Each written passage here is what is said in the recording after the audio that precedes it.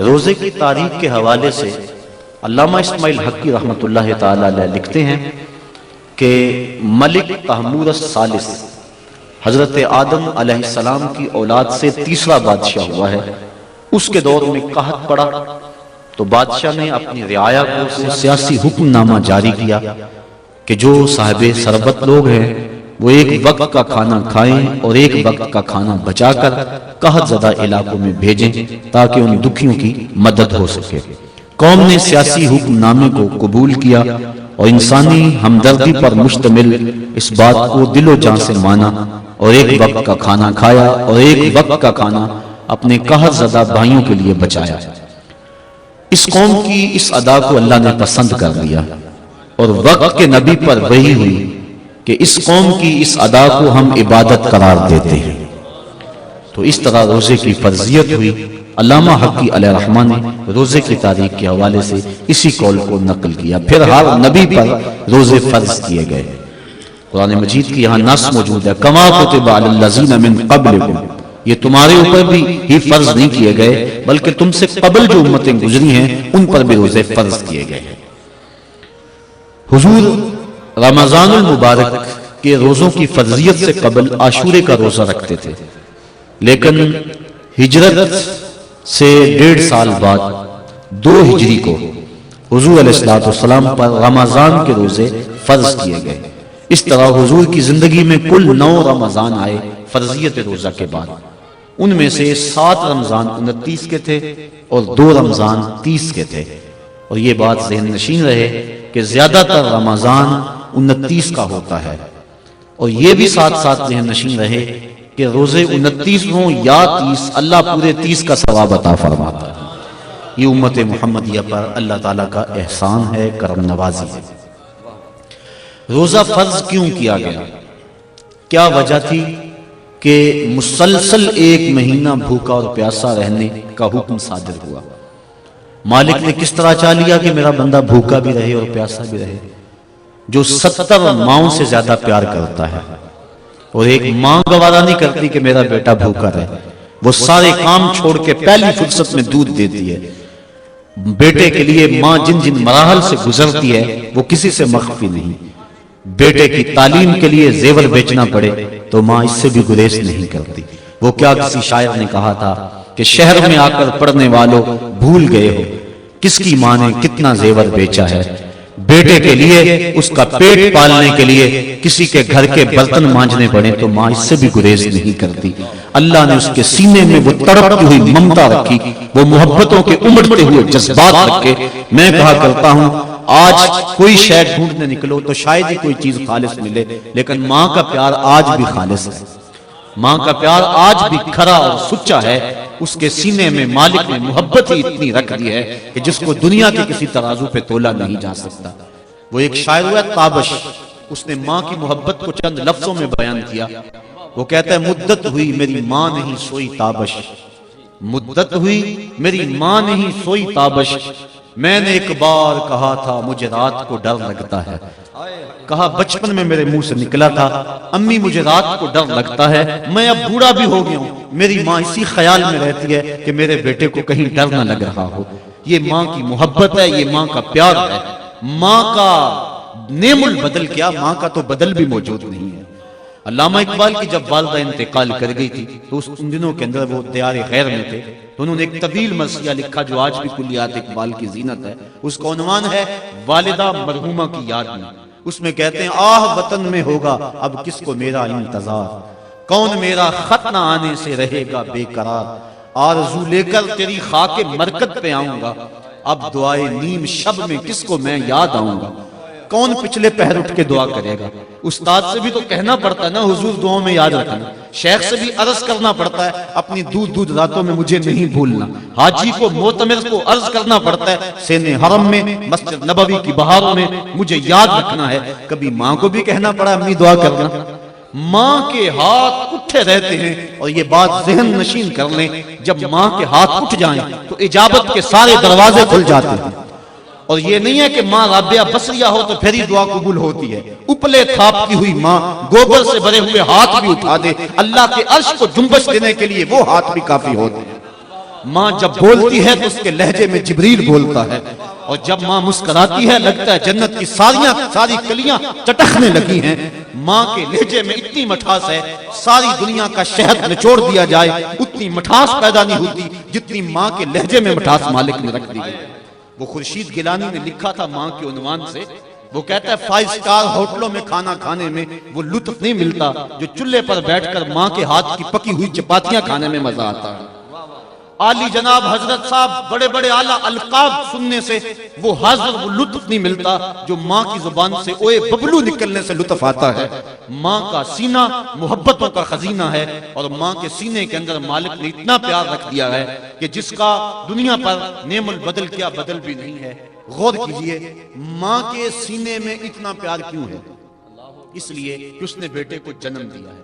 میں آپ کی توجہ چاہوں گا، ماں نے بیٹے کو جنم دیا ہے، اتنا پیار ہے کہ دنیا کے کسی ترازو پہ نہیں تولا جا سکتا۔ جس نے جنم دیا ہے اس کو اتنا پیار ہے، اور جس نے خلق کیا ہے اس کو کتنا پیار ہوگا۔ جس نے جنم دیا ہے اس کو اتنی محبت ہے، جس نے تخلیق کیا ہے اس کو کتنا پیار ہوگا۔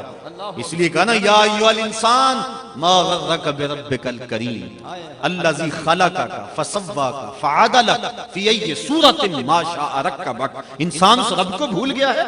یا ایھا الانسان ما غرک بربک الکریم، تجھے کس نے مغرور کر دیا ہے؟ دولت نے؟ وہ تو 4 دن کی کہانی ہے۔ حسن نے؟ وہ تو ڈھلتا سایہ ہے۔ جوانی میں؟ وہ تو جانے والی چیز ہے۔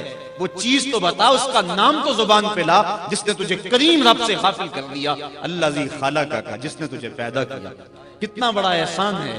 اور پھر تجھے اعضاء کو توازن دیا، تجھے چلنے کا سلیقہ دیا۔ تیری زبان میں گوشت کا لوتھڑا تھا، بولنے کا طریقہ نہیں تھا۔ اس نے تیری زبان کو بولنے کا سلیقہ سکھایا۔ آج تیرا طوطی بولتا ہے، لفظ تیری زبان اور تیرے انداز سے ادا ہوتے ہیں۔ تیرے ہاتھوں میں طاقت ہے، آج تو ہاتھیوں کو نچا لیتا ہے، شیروں کو بٹھا لیتا ہے، ستاروں پہ کمندیں تو ڈالتا ہے، مریخ پہ سفر کی تیاریاں تو کر رہا ہے، چاند کی دھرتی پہ زمین پہ تو نے قدم رکھ دیا ہے۔ انسان ذرا غور تو کر، تو تھا کیا؟ ذرا ماضی کی طرف پلٹ کر کے دیکھ۔ چل ماضی کو نہیں دیکھنا تو مستقبل کو ہی دیکھ لے۔ ایک وقت پھر آئے گا، پھر لاٹھی تیرے ہاتھ میں ہوگی، پھر لاٹھی بھی جواب دے جائے گی، پھر چارپائی پہ لگ جائے گا، جسم کی پوری قوت صرف کر کے ایک گلاس پانی کا مانگے گا، اور اس وقت تو زندگی سے تنگ آ جائے گا، گھر والے بھی تنگ آ جائیں گے۔ اب ہم تمہیں اگر موت نہ دیتے بتا تو کیا کرتا؟ فَأَمَاتَهُ فَأَقْبَرَ، ہم نے زندگی دی یہ بھی ہمارا احسان، اور ہم نے موت دی یہ بھی ہمارا احسان۔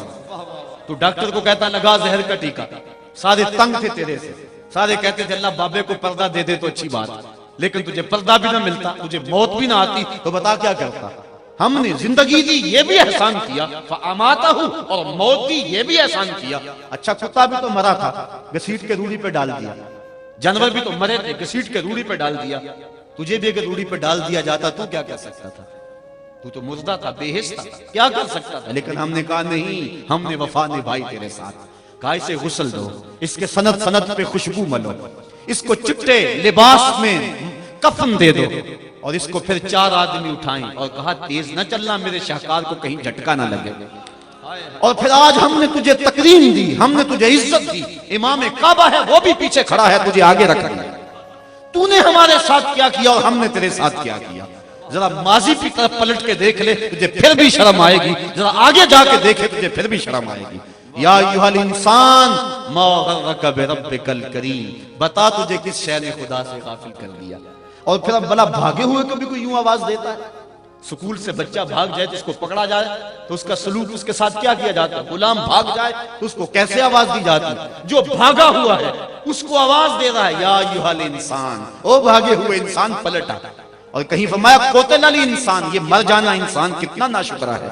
تو کیسی اس کی رحمتیں ہیں، بندے کو پکارا جا رہا ہے تو انسان اگر ماضی کی طرف دیکھ لے پھر بھی شرم سے پانی پانی ہو جائے، اور اگر آگے ذرا 2 قدم بڑھ کے دیکھ لے پھر بھی سے حیا آ جائے۔ کہا اس مالک کا در کیوں چھوڑ گیا ہے؟ الذی خلقک، جس نے تجھے پیدا کیا۔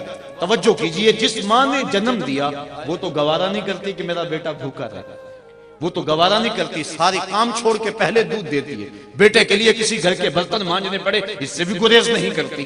تو جو 70 ماؤں سے زیادہ پیار کرتا ہے، 70 ماؤں کی زندگی بھر کا پیار ایک طرف، اور مالک کا شفقت کی نظر سے ایک مرتبہ دیکھ لینا ایک طرف، تو وہ جب ماں گوارا نہیں کرتی کہ میرا بیٹا بھوکا رہے تو مالک نے کیسے گوارا کر لیا کہ میرا بندہ پورا مہینہ بھوکا رہے؟ آؤ پھر ماں کی گود میں آئے، ماں کی محبتوں بڑے گھنے چھاؤں میں آئے۔ ماں بیٹے کی آنکھ میں ایک آنسو بھی گوارا نہیں کرتی تھی، بھوک سے تڑپنا گوارا نہیں کرتی تھی۔ اب بیٹا ہو گیا بیمار، ڈاکٹر کے پاس اٹھا کے ماں بیٹے کو لے گئی، ڈاکٹر نے تشخیص کی، جو علاج تجویز کیا اس میں سیرپ کڑوا تھا، بیٹا پیتا نہیں تھا۔ ماں نے لٹا لیا زبردستی، منہ کھولا اور حلق میں کڑوا سیرپ ٹپکا رہی ہے، بیٹا چیخ رہا ہے، ماں جو حلق سے نیچے سیرپ اتر رہا ہے، اطمینان ہے اس کے چہرے پہ۔ کیا ماں صفاک ہو گئی ہے؟ نہیں۔ اس کی ممتا چھن گئی ہے؟ نہیں۔ اس کی محبت کے جذبات سرد ہو گئے؟ نہیں۔ کیا اس کا پیار رخصت ہو گیا؟ نہیں۔ وہ تو ایک آنسو بھی گوارا نہیں کرتی تھی، اور آج بیٹا رو رہا ہے اور ماں کے چہرے پہ اطمینان ہے۔ تو غور کریں گے، ماں جانتی ہے، بیٹا نہیں جانتا۔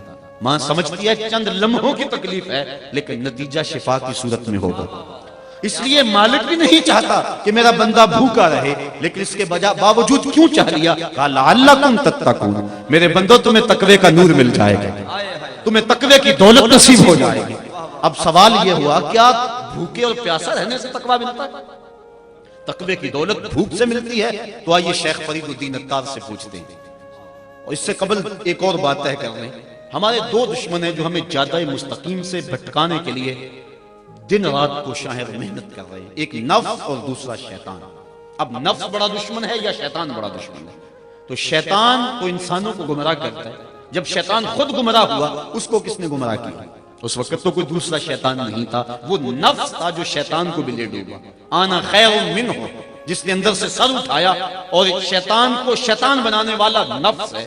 ہمارے دو دشمن ہیں، ایک نفس اور دوسرا شیطان، اکیلی اور ناتواں جان دو دشمنوں کے نرغے میں۔ لیکن اذا جاء رمضان سلسلۃ الشیاطین، جب ماہ سیام آیا شیاطین جکڑ دیے گئے۔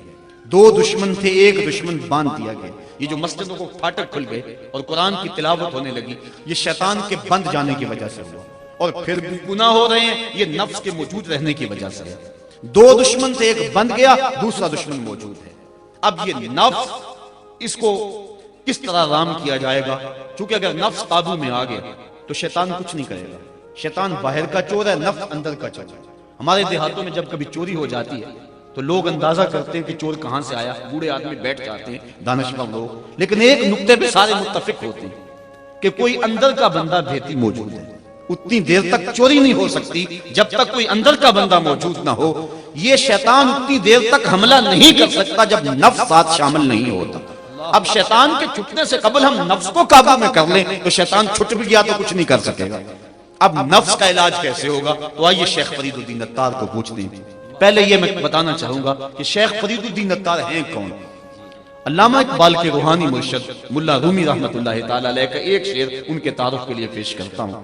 شیخ فرید الدین عطار کے بارے میں علامہ رومی لکھتے ہیں، ہفت شہر عشق را عطار گشت، ما ہنوز اندر خم یکو چام، عشق کے ساتوں شہر حضرت عطار گھوم چکے ہیں، ہم پہلے شہر کی پہلی گلی کی پہلی نکر پہ کھڑے ہیں۔ یہ ملا رومی کہہ رہے ہیں۔ وہ شیخ فرید الدین عطار کہتے ہیں، نفس نتواں کش الا باس چیز، بات گوئم یادگیرش اے عزیز، خنجر خاموشی و شمشیر جو، نیزائے تنہائی و ترک ہجو۔ کہا نفس نہیں مرتا، لیکن تین اسلحے لے کے نفس پہ ٹوٹ پڑو گے تو نفس قابو میں آ جائے گا۔ خنجر خاموشی، ایک خاموشی کا خنجر، دوسرا شمشیر جو، بھوک کی تلوار، تیسرا نیزائے تنہائی، تنہائی کا نیزہ۔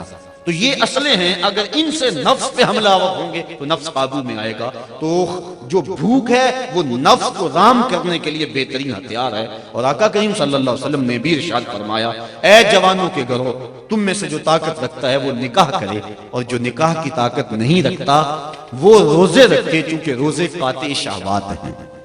تو بھوک سے، پیاس سے نفس قابو میں آتا ہے۔ اور دیکھا آپ نے رمضان میں ایک دشمن بند گیا، بھوک سے دوسرا دشمن تھوڑا سا دبا، اور تصور کیا بیدار ہوا۔ کڑکتی دوپہر ہے، سخت گرمی ہے، پیاس کی شدت، ٹھنڈا پانی موجود ہے، اور کوئی دیکھ بھی نہیں رہا، اور بندہ پھر بھی نہیں پیتا کیونکہ میرا اللہ دیکھ رہا ہے۔ یہ کیسا پختہ عقیدہ ہے! بلکہ غسل کرتا بھی احتیاط کرتا ہے، کوئی حلق سے نیچے قطرہ ٹپک نہ جائے۔ وہ جو ڈٹ کے گناہ کرتا تھا وہ اندر تنہائی میں ڈر رہا ہے۔ یہ مالک پہ یقین و اذعان پیدا ہوا کہ میرا مالک مجھے دیکھ رہا ہے۔ اگر اس عقیدے کو اپنے اوپر ہم وارد کر دے تو گناہ مشکل ہی نہیں ناممکن ہو جاتا. ساتوں دروازے بند ہیں, تالے لگے ہوئے, بت کے اوپر بھی پردہ ڈال دیا, اور زلیخا بولی ہے تالک, اب تو آ جاؤ نا, اب تو کوئی نہیں دیکھ رہا. تو یہی عقیدہ کار فرما ہوا. تو حضرت یوسف علیہ السلام نے کہا قال معاذ اللہ, اللہ کی پناہ, تو اپنے بت کے آگے پردہ ڈال لیا, اپنے خدا سے چھپ گئی, میرا خدا تو ساتویں کوٹھڑی میں بھی دیکھ رہا ہے. اور پھر اتنی روشنیاں برسی کہ گناہ کا تصور بھی محال ہو گیا. یہ یقین کہ میرا مالک مجھے دیکھ رہا ہے انسان کے لیے گناہ کو مشکل بنا دیتا ہے. حضور نبی رحمت شفیع معظم رسول محتشم صلی اللہ علیہ وسلم نے ارشاد فرمایا سبعۃ یظلھم اللہ تعالی فی ظلہ یوم لا ظل الا ظلہ, امام عادل وشاب نشا فی عبادت اللہ ورجل قلبہ معلق بالمساجد ورجل دعته امرأة ذات منصب وجمال فقال انی اخاف اللہ ورجلان تہابا فی اللہ اجتمع علیہ وتفرقا الیہ ورجل تصدق بصدقة فأخفاها حتى لا تعلم شماله ما تنفق يمينه ورجل ذكر الله خاليا ففاضت عيناه او كما قال. بخاری میں بھی روایت, مسلم میں بھی روایت, نسائی میں بھی روایت. حضور فرمایا 7 اشخاص ایسے ہیں قیامت کے دن جب کوئی سایہ نہیں ہوگا اللہ انہیں اپنے عرش کا سایہ نصیب فرمائے گا. اور قیامت کے دن جب دھوپ کڑک رہی ہوگی اور سورج 1.25 میل پہ ہوگا, زمین تانبے کی ہوگی, اب رخ الٹا پھر سیدھا ہو جائے گا, اور لوگ اپنے اپنے گناہوں کے سبب سے پسینے میں شرابور ہوں گے, کوئی ٹخنوں تک, کوئی گھٹنوں تک, کوئی کمر تک, کسی کو پسینے کی لگام دی جائے گی. اور یہ بات بھی ذہن نشین رہے, وہ پسینہ اس پسینے کی طرح کا نہیں ہوگا, بلکہ علماء لکھتے ہیں, امام ابن رجب حنبلی لکھا کہ اگر اس کا ایک قطرہ اب زمین پہ ڈال دیا جائے, اس کی بدبو سے انسان تو انسان رہے, جانوروں کے دماغ پھٹ جائیں. اور اس کی گرمی اور اس کی حدت کا عالم یہ ہے, احد پہاڑ کے اوپر اس کا ایک قطرہ رکھ دیا جائے تو احد پہاڑ پگھل جائے اس پسینے سے کی گرمی کی وجہ سے. لوگ اپنے اپنے اعمال کے لحاظ سے اس پسینے میں شرابور ہوں گے, لیکن فرمایا 7 اشخاص ایسے ہوں گے جنہیں قیامت کے دن اللہ اپنے عرش کا سایہ عطا فرمائے گا. وہ 7 کون ہوں گے؟ امام عادل, ایک عادل حکمران جو حکمرانی بھی کرے اور عدل کے اصولوں کو بھی نہ چھوڑے. اللہ اکبر. امام عادل. دوسرا وشاب نشا فی عبادت اللہ, وہ جوان جس کی جوانی اللہ کی عبادت میں گزرے. کام تو بڑا مشکل ہے, لیکن سنیے حضور ارشاد فرماتے ہیں انا حبیب اللہ الشاب التائب حبیب اللہ, لوگوں میں اللہ کا حبیب ہوں, اور جو جوان جوانی میں توبہ کرے وہ بھی اللہ کا حبیب ہے. جب پنجوں میں طاقت نہ رہے, دانت ٹوٹ جائیں, اس وقت بھیڑیا بھی تسبیح پکڑ لے تو کمال نہیں ہے. کمال تو یہ ہے کہ جوانی میں پیشانی سجدے میں رکھی جائے اور سبحان ربی الاعلیٰ کے نغمے الاپے تھے. جوانوں, جوانی میں جو رونے کا مزہ ہے وہ بڑھاپے میں نہیں ہے. اقبال کہتا ہے رومی ہو راضی ہو عطار ہو کہ غزالی, کچھ ہاتھ نہیں آتا بے آہ سحر گاہی. سحری کے خیر بڑھاپے میں بھی اگر اللہ تعالیٰ توبہ کی توفیق عطا کر دے تو یہ بھی بڑی دولت. کئی لوگ ایسے ہوتے ہیں قبر میں ٹانگے ہوتے ہیں لیکن گناہوں سے مسلسل باز نہیں آتے. وہ کیا کہا میاں محمد بخش عارف کھڑی نے, بڑی ستھری اور پاکیزہ تنقید کی. فرماتے ہیں ہڈیاں کمبن گوڈے کھڑکنتے, اڑ گیا لک تیرا, اجے بھی بدیوں باز نہ آئیں جیو مدد دلیرا. یا ایھا الانسان ما غرک بربک الکریم. اگر بڑھاپے میں بھی مل جائے توفیق توبہ تو یہ بھی بڑی دولت ہے. انما الاعمال بالخواتیم, اعمال کا دار و مدار حسن خاتمہ پہ.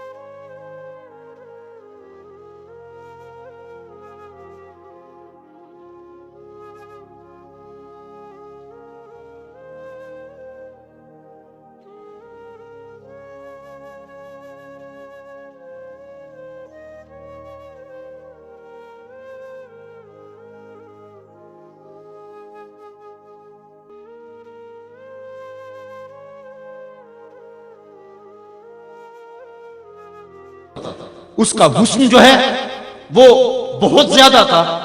اس نے اس نوجوان کو لبھانا چاہا اور دعوت گناہ دی. اس نوجوان نے آگے سے کیا کہا؟ فقال انی اخاف اللہ. کہا تیری بات کیسے مانوں، مجھے اللہ سے ڈر لگتا ہے، میرا مالک مجھے دیکھ رہا ہے. یہ کہہ کے بچھتے ہوئے حسن کی پیشکش کو ٹھکرا دیا. حضور فرماتے ہیں جب قیامت کے دن کوئی سایہ نہیں ہوگا، قیامت کے دن اس شخص کو اللہ اپنی عرش کا سایہ نصیب فرمائے گا. یہ بات چھوٹی نہیں ہے. حضرت امام یافعی رحمت اللہ تعالی علیہ نے روض الریاحین کے اندر واقعہ بیان کیا ہے. ایک نوجوان کپڑے کی دکان پہ کام کرتا تھا اور تھا بڑا خوبصورت، تقوی کے نور سے بھی مالا مال تھا، اللہ کا ولی تھا. ایک عورت آئی، اس کا منمونا چہرہ دیکھا، فریفتہ ہو گئی. ضرورت سے زیادہ اس نے کپڑا خرید لیا، گٹھڑی بھاری ہو گئی. مال کے دکان سے کہا اس نوجوان کو کہو کہ میرے ساتھ یہ گھر میرا سامان چھوڑ آئے. دکاندار لالچ میں آ گیا، نوجوان کو ساتھ بھیج دیا. جب گھر داخل ہوئی، نوجوان اندر گیا، اس نے پیچھے سے دروازہ مکفل کر دیا. حیا سوز لباس بھی اتارا اور اس کو دعوت گناہ دینے لگی. وہ کہتا تھا انی اخاف اللہ، میں تیری بات کیسے مانوں، میرا مالک مجھے دیکھ رہا ہے، میں ڈرتا ہوں، میں کیا جواب دوں گا اپنے مالک کو. اس کا رواں کانپ رہا تھا. اس نے ہر ہیلا کیا، ہر جتن کیا، لیکن وہ پگلی نہیں جانتی تھی کہ نور کو رسیوں میں جکڑا نہیں جا سکتا. وہ صرف حسین ہی نہیں تھا، اللہ کا ولی بھی تھا. اس نے کوشش کی، محنت کی، لیکن وہ ہر جال سے بچ نکلا. اس کے دل میں خیال آیا شیطان کا یہ روپ بڑا سخت روپ ہے. حضرت سعید ابن المسیب رضی اللہ تعالیٰ عنہ تابعی، وقت آخر آیا ان کا، آنکھوں سے نابینے تھے، 80 سال کے قریب عمر، اور ایک شخص حال پوچھنے آیا. دوست، کہا سعید ابن المسیب سناؤ کیا حال ہے؟ کہا اللہ کا شکر ہے، شیطان جس روپ میں مرضی آئے میرا کچھ نہیں بگاڑ سکتا، لیکن اگر اس عورت کے روپ میں آئے تو میں کچھ کہہ نہیں سکتا. یہ اس شخص کی بات ہے جو آنکھوں سے نابین ہے، 80 سال کی عمر ہے، تابعی رسول ہے، اور 3 دن تک گنبد خضرا کے پاس بیٹھ کے حضور علیہ السلام کے گنبد سے نماز کی آوازیں سنتا رہا ہے. میں اور آپ کون ہوں، میری اور آپ کی حیثیت کیا ہے؟ اس کے دل میں خیال آیا کہ کہیں میں اس جال میں پھنس نہ جاؤں. ذہن میں ترکیب آئی، اس عورت کو کہا اگر کوئی اجازت دے میں ذرا بات تم سے نہ ہوا. اس نے کہا چلے جاؤ. باہر بے تابانہ وہ انتظار کرنے لگی. اس نے ہاتھوں پہ پخانہ کر کے پورے بدن پہ مل لیا. جب باہر نکلا تو بدبو اٹھ رہی تھی. عورت نے دروازے کھول دیے. تو پاگل ہے، مجنون ہے، میں تیرے اوپر مر مٹی دوں تو تیرا تو توازن عقلی ٹھیک نہیں ہے. اس نے کہا مالک تیرا شکر، میرا بدن گندا ہو گیا لیکن من تو پاک رہا. کائنات کا سب سے حسین چہرہ وہ ہے جو جنسی کالک سے محفوظ رہے. اس نے کہا کہ یہ تو گندگی دھل جائے گی، لیکن اگر باطن کی گندگی لگ جاتی تو پھر کیا بنتا. باہر جا کے ایک چشمہ تھا، امام یافعی لکھتے ہیں وہاں جا کے اس نوجوان نے غسل کیا، اور پھر جب تک زندہ رہا اس کے جسم سے مشک و عنبر کی خوشبو آیا کرتی تھی. اور جب وہ مر گیا لوگوں نے دفن کیا، اس کی قبر کی مٹی سے بھی خوشبو آیا کرتی. اللہ اللہ یا رسول اللہ. تو روزہ یہ تصور دیتا ہے کہ میرا مالک مجھے دیکھ رہا ہے. کاش کہ ہم اس کو اپنے اوپر عبادت کر لیں. پانی نہیں پیتے اللہ دیکھ رہا ہے، کھانا نہیں کھاتے اللہ دیکھ رہا ہے. جب رشوت لیتے اللہ اس وقت نہیں دیکھ رہا ہوتا. جب آنکھ بھٹکتی اللہ اس وقت نہیں دیکھ رہا ہوتا. جب خیال بہکتا ہے اللہ اس وقت نہیں دیکھ رہا ہوتا. اس کی تو نگاہ کا عالم یہ ہے، ارا زبیبا نملۃ السودا، کالی رات کے اندھیرے میں سیاہ پہاڑی سلسلہ ہے، ان پہاڑوں کی جڑوں کے اندر ایک گہرا غار ہے، اس غار میں چونٹی کا سوراخ ہے، اس میں کالے رنگ کی چونٹی چلتی ہے. تمہارے رب کا یہ دعویٰ نہیں کہ میں صرف چونٹی کو دیکھتا ہوں، نہیں، کالی رات کے اندھیرے میں شب دیجور کی ظلمتوں میں سیاہ پہاڑی سلسلے کی جڑوں میں جو گہرا غار ہے اس میں چونٹی کی سوراخ ہے، اور اس سوراخ کے اندر کالی چونٹی جب چلتی ہے اس کے پاؤں سے سینہ سنگ کے اوپر پتھر کے اوپر جو ننھی لکیر بنتی ہے جس کو کسی خوردبین سے بھی نہیں دیکھا جا سکتا. تمہارا رب اس لکیر کو اس طرح دیکھتا ہے جس طرح دیوار چین کو دیکھتا ہے. تو کیا وہ ذہن میں پیدا ہونے والے خیالوں سے غافل ہے؟ وہ ہر شے کو دیکھتا ہے، اس کی نظروں سے کوئی شے پوشیدہ نہیں. چشم تو بھی نندائے ما فی الصدور. اقبال کہتا ہے تیری نگاہ تو سینوں کے راز بھی جانتی ہے. تو ہم اس خدا سے چھپ سکتے ہیں؟ وہ ہر شے کو دیکھ رہا ہے. تو یہ تصور کہ میرا مالک مجھے دیکھ رہا ہے انسان کے لیے گناہ کو مشکل ہی نہیں ناممکن بنا دیتا ہے. تو وہ مالک جو کھانا کھانے لگے، پانی پینے لگے تو دیکھتا ہے، چوری کریں تو پھر بھی دیکھتا ہے، نظر بھٹکے تو پھر بھی دیکھتا ہے، اور جو رمضان میں دیکھتا ہے وہ غیر رمضان میں بھی دیکھتا ہے. آؤ اس تصور کو پختہ کر لیں اور اپنے اوپر طاری کر لیں، اور یہی اولیاء کا پیغام ہے. اللہ مجھے آپ کو توفیق عمل نصیب فرمائے.